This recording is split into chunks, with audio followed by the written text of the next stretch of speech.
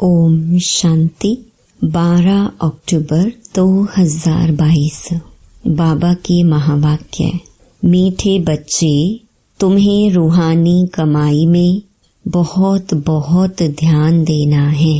सिर पर विकर्मों का बोझा बहुत है, इसलिए समय वेस्ट नहीं करना है। प्रश्न: जिन बच्चों का ध्यान रूहानी कमाई में होगा उनकी निशानी क्या होगी? उत्तर: वह कभी भी झरमुई झगमुई में अपना समय बर्बाद नहीं करेंगे। शरीर निर्वाह करते हुए भी रूहानी कमाई में समय लगाएंगे। सुबह उठकर बहुत बहुत प्यार से बाप को याद करेंगे। याद से आत्मा उड़ती रहेगी। दूसरा, वह बाप समान रहमदिल बन अपने ऊपर और सर्व के ऊपर रहम करेंगे। सबको बाप का परिचय देंगे। गीत: तुम ही हो माता पिता तुम ही हो। ओम शांति। बच्चों ने गीत में माता पिता की महिमा सुनी। जैसे कोई घर में बच्चे रहते हैं तो माता पिता दादा होता है ना। दादे से वर्षा मिलता है बाप द्वारा, क्योंकि दादे की मिल्कियत बड़ों की मिल्कियत होती है, तो यह भी सबसे बड़ा है। दुनिया वालों को तो पता ही नहीं, बच्चों को पता है। तुम ही हो माता पिता तुम ही। तो यह दादे के लिए शब्द है, तो उनका परिचय देना पड़े, चाहे सम्मुख हो, चाहे चित्रों द्वारा, चाहे प्रोजेक्टर द्वारा। तो दादे का परिचय देना बहुत जरूरी है। जिस्मानी दादा साकार होता है। अब तुम्हारी बुद्धि में पहले कौन आया? दादा। भल प्रोजेक्टर द्वारा समझाओ, वह भी नंबरवार चित्र दिखाना है। पहले पहले परम पिता परमात्मा की समझानी देनी है। तो परम पिता परमात्मा से तुम्हारा क्या संबंध है, और फिर प्रजापिता ब्रह्मा से क्या संबंध है?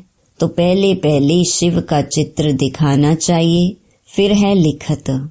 जो प्रदर्शनी पर समझाते हैं वह मैगजीन भी बनाते हैं, तो पहले पहले परिचय देना है। गीता में लिखा हुआ है भगवानुवाच, तो पहले भगवान का परिचय देना चाहिए। तुम सबकी बुद्धि चली गई है ऊपर, सबसे ऊंचा है परम पिता परमात्मा निराकार शिव बाबा, फिर ब्रह्मा विष्णु शंकर। फिर यहाँ आओ तो जैसे घर में माता पिता और दादा बैठे होते हैं, वह है हद का, यह है बेहद का। चित्र सहित सारी लिखतें होनी चाहिए। फर्क भी बताना चाहिए कि अनेक मनुष्य हठ योग सिखाते आए हैं और एक परमात्मा राज योग सिखाते हैं, जिससे मुक्ति जीवन मुक्ति मिल रही है। यहाँ है ही एक निराकार परम पिता परमात्मा शिव भगवानुवाच की बात।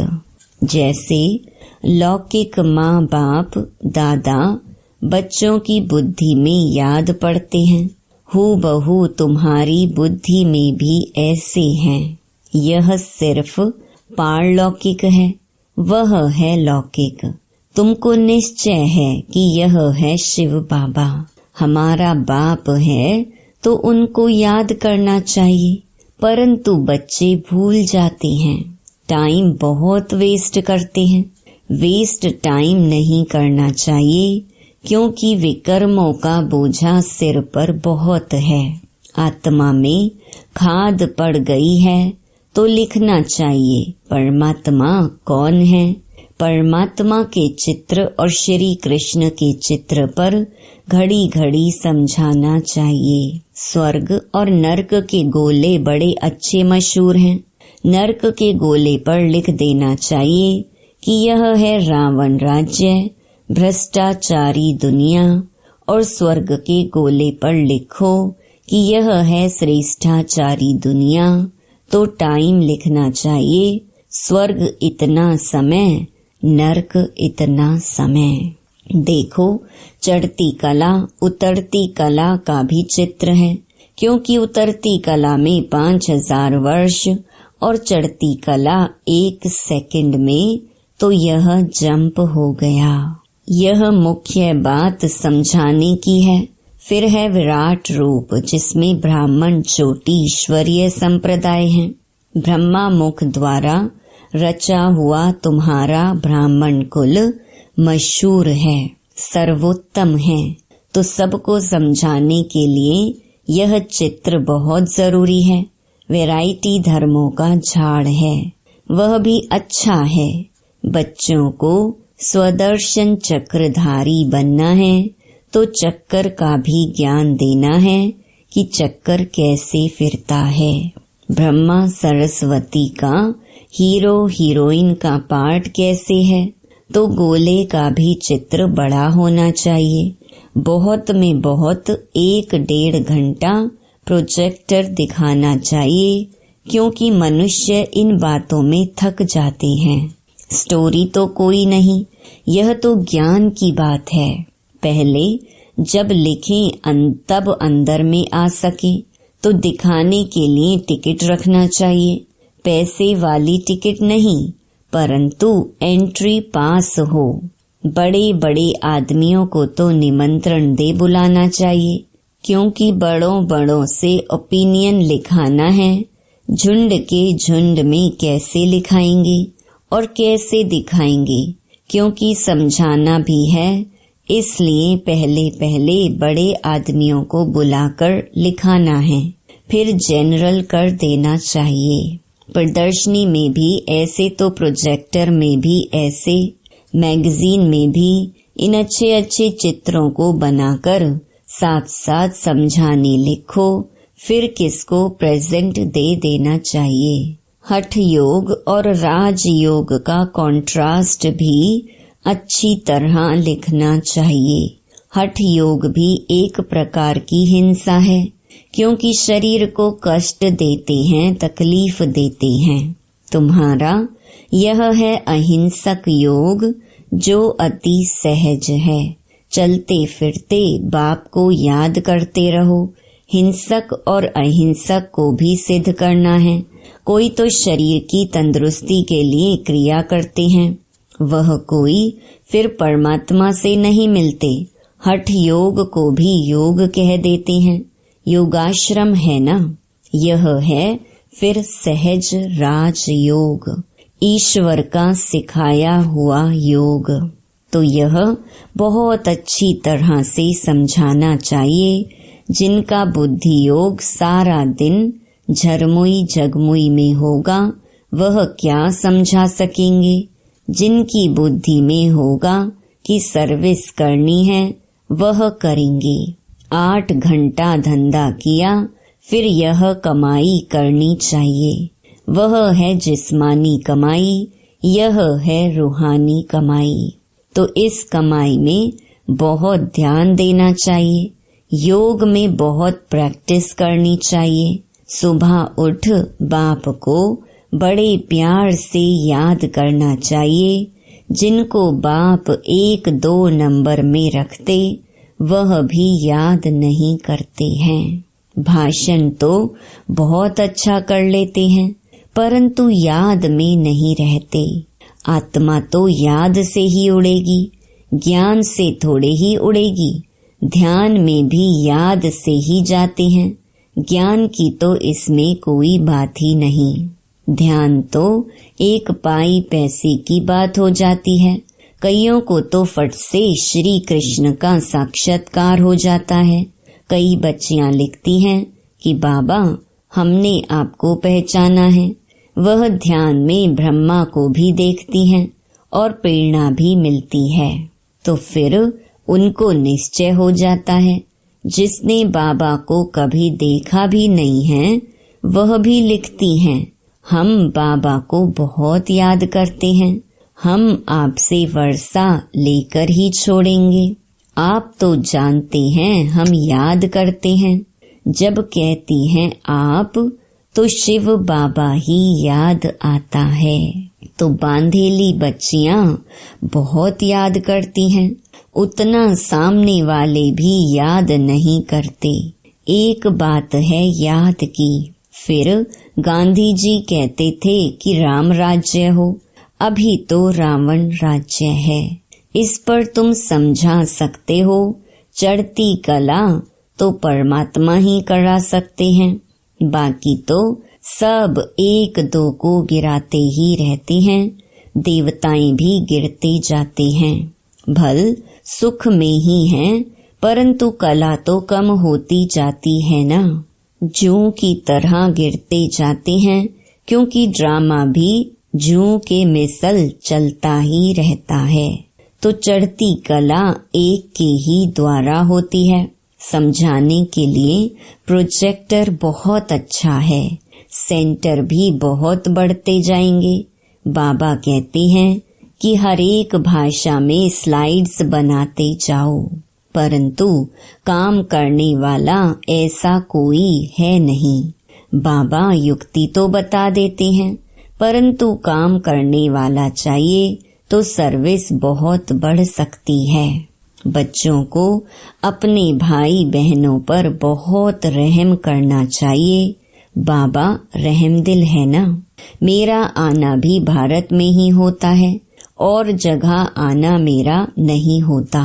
शिव जयंती भी भारत में मनाई जाती है, परंतु जानते नहीं हैं। समझो क्राइस्ट की जयंती मनाते हैं तो उनके कर्तव्य को जानते हैं, परंतु शिव का कर्तव्य नहीं जानते। वही पतित पावन है। भारत बड़े ते बड़ा तीर्थ है। गीता में श्री कृष्ण का नाम डालने से इतने बड़े तीर्थ भारत की महिमा गुम हो गई है। देखो मोहम्मद गजनवी ने मंदिर लूटा था। अगर उनको यह मालूम होता कि यह हमारे बाबा का मंदिर है तो लूटते थोड़े ही।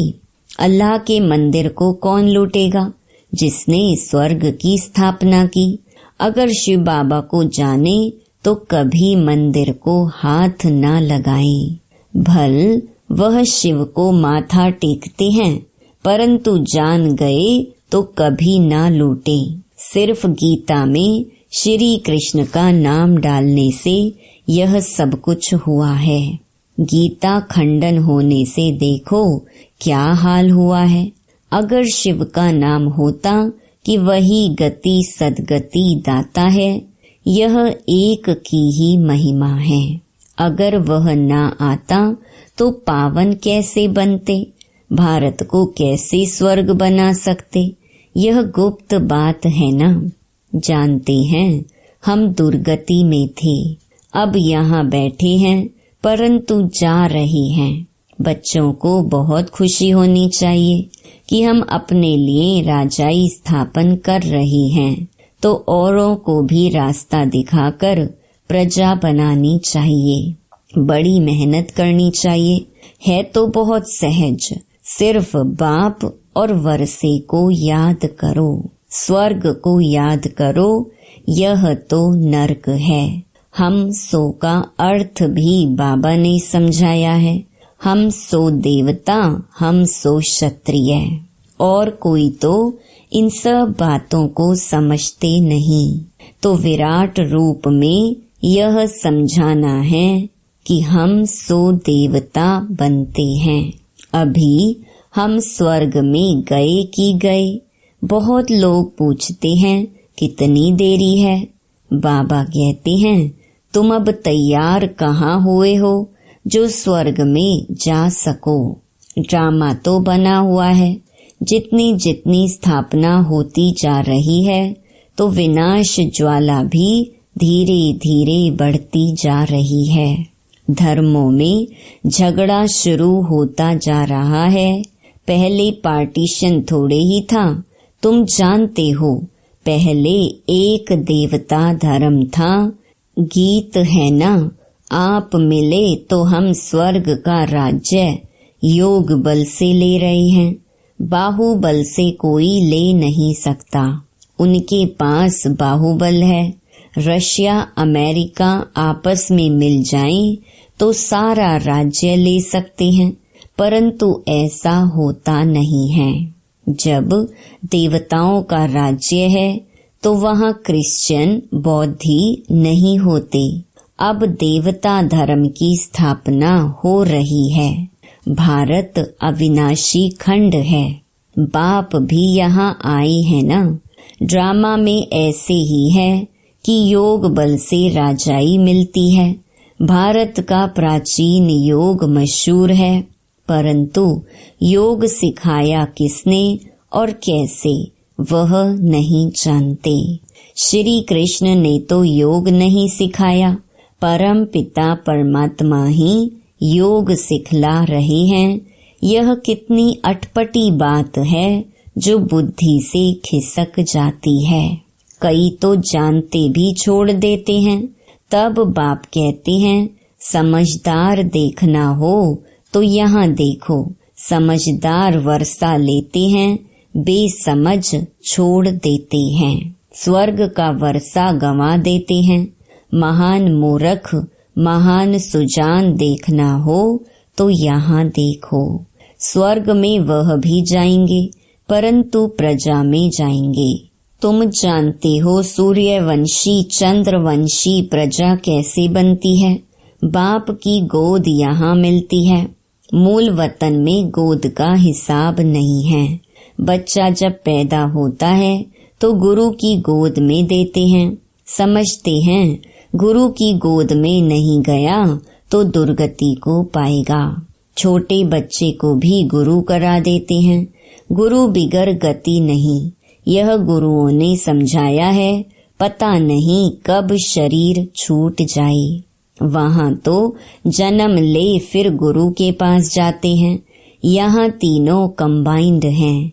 यह कोई शास्त्रों में लिखा नहीं है कि वही बाप टीचर गुरु की गोद है। बाप ने पूछा शिव बाबा को बाप है? कहते हैं हाँ। अच्छा, शिव बाबा को टीचर है, गुरु है? नहीं, सिर्फ माँ बाप मिलते हैं। यह गुहिया हिसाब है। बाप बच्चों पर, बच्चे बाप पर बलिहार जाते हैं। लौकिक में बच्चे बाप पर बलिहार नहीं जाते हैं, बाप जाते हैं। तो यह समझने की बात है कि बरोबर परमात्मा बाप टीचर सतगुरु है, उनसे ही वर्षा मिलता है। अच्छा, मीठे मीठे सिकी लधे बच्चों प्रति मात पिता बाप दादा का याद प्यार और गुड मॉर्निंग। रूहानी बाप की रूहानी बच्चों को नमस्ते। धारणा के लिए मुख्य सार। पहला, स्वदर्शन चक्रधारी बनना है। हम ब्राह्मण चोटी हैं, ईश्वरीय संप्रदाय के हैं, इस नशे में रहना है। दूसरा, अपना समय बाप की याद में सफल करना है। रूहानी सर्विस में बिजी रहना है। बाप पर पूरा पूरा बलिहार जाना है। वरदान, एक रस स्थिति के आसन पर मन बुद्धि को बिठाने वाले सच्चे तपस्वी भव। तपस्वी सदा आसनधारी होते हैं। वे कोई न कोई आसन पर बैठकर तपस्या करते हैं। आप तपस्वी बच्चों का आसन है। एक रस स्थिति, फरिश्ता स्थिति। इन्हीं श्रेष्ठ स्थितियों के आसन पर स्थित होकर तपस्या करो। जैसे स्थूल आसन पर शरीर बैठता है, ऐसे श्रेष्ठ स्थिति के आसन पर मन बुद्धि को बिठा दो और जितना समय चाहो, जब चाहो, आसन पर बैठ जाओ।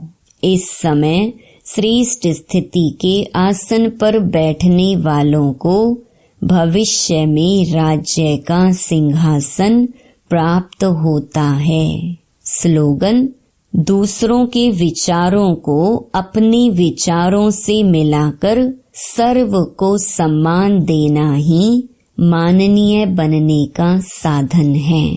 ओम शांति।